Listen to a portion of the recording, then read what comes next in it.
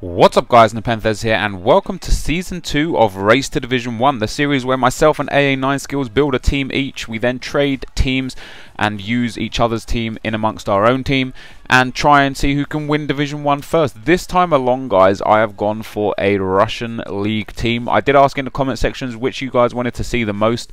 The opinions were very mixed, so I was speaking to AA. And we decided to go for me, the Russian League, and for him, if you want to see what team he has built for this series, go and check his link in the description. And basically, the premise of the series is, guys, I use my team for one game, then I use AA's team for one game, back to my team, back to his team, and we keep rotating up until we get a winner. In the last series, in series number 1, in season number 1 of Race to Division 1, AA9 Skills won by 2 games. He finished with 27-1-0, and I finished on 25-0-3, and he was a victor. But yeah, we're going to get into the team. This team, guys, is probably one of my favourite teams to use in the game. I usually use this as a hybrid with some Brazilians in defence, but this time along it is just a Russian League team. I've also got a bit of a few different players in the team compared to my overly powerful sweat team, so hopefully this isn't too OP for you guys' likings. Hopefully you do like this. But let's start with the team, guys. So in goal we have got Igor Akinfeev. Probably the best goalkeeper in the Russian League. He's also got an inform card, but myself and AA, we decided not to use informs this time around.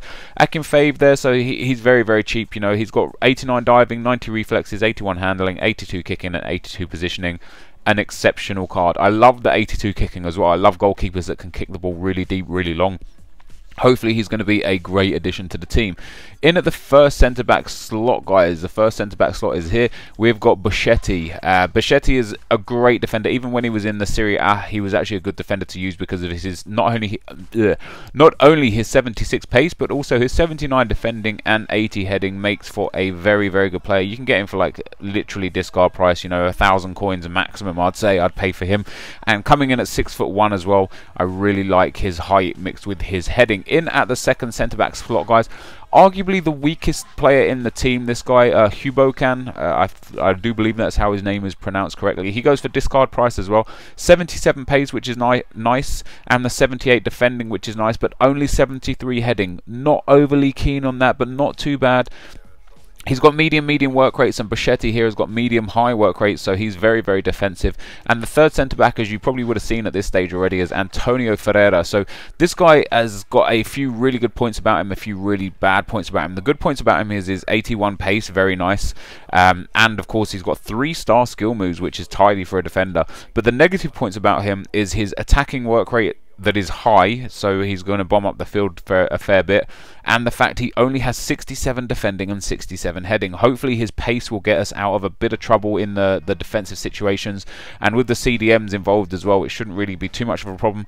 But he is a favourite of mine from FIFA 12 in the Brazilian silver teams that I used to use, so he is in this team for that reason. In at the first CDM spot, guys, we've got Mvia. I didn't even know he was in the Russian League until I started building this team and looking at all the Russian League players. But I really like this guy. 2-star skill moves only and a 3-star weak foot. Goes for discard value. Has medium work rates, but look at his defensive stats. 81 defending. They're really tidy. 77 passing and 77 pace. He's going to be a really strong player for this team, especially because he's playing on the side where Antonio Ferreira is also playing. So I can imagine Antonio Ferreira is going to get caught out of position quite a lot, and in that instance, Mvia is going to come back in and fill in those gaps for us. So in the second CDM spot, guys, we've got Romulo, another player with a discard value card. He is a very good player. I use him in my overpowered sweat team. He goes for discard value. He's got a high defensive work rate, which I love. He again only has 2-star skill moves and a 3-star weak foot, but you look at his overall card stats: 71 pace, 74 passing, 76 defending and heading. Very nice indeed. It makes his back unit of 5 very strong. A few weaknesses in terms of defense from the 2 centre backs here, but hopefully that shouldn't be too much a problem, as this team is exceptionally well rounded going forwards. And into the attacking positions, guys, at right midfield we have got Hulk. Hulk's very cheap these days. He goes for around like 5,000 on Xbox and like 6,000 or 7,000 on PlayStation. Hulk's one of those players I was I'm in an R-ing whether to use Hulk or McGeady for the 5-star skills, but the thing I love about Hulk, and most people disagree with me here, most people don't actually enjoy Hulk as a midfielder, as a right mid. The thing I love about Hulk is his strength, his shooting, his pace, and the fact that he's left-footed. I love cutting in on the left foot. 90 pace there, 85 shooting, absolutely deadly. 4-star skill moves, only a 2-star weak foot. Not too much of an issue because, like I say, you cut in a lot with Hulk, but he won't be good for the crosses, which isn't a problem because I don't really cross too much when I play the game. In at the left midfield spot, guys, we've got Gonzalez, one of the greatest Russian league players in FIFA 13, in my opinion. I really like this guy. 4-star skill moves, 4-star weak foot. Hulk, by the way, has high attacking work rate and medium defensive work rate. Gonzalez has medium attacking work rate and high defensive work rate, which is pretty nice. It's going to really make this left-hand side strong because of the work rates from all these players.